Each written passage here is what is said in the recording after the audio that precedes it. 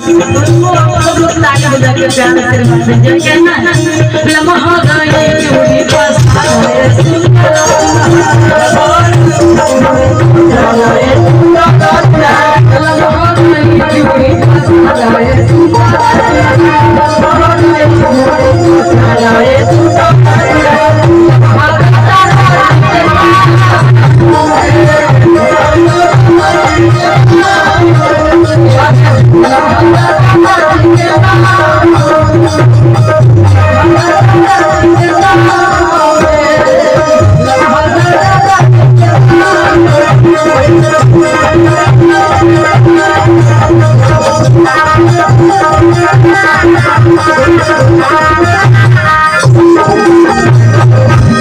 दूल्हे राजा जी के लिए छोटा सा लाइन आप सब लोग के बीच में अच्छा लगा होगा तो ताली बजा देंगे।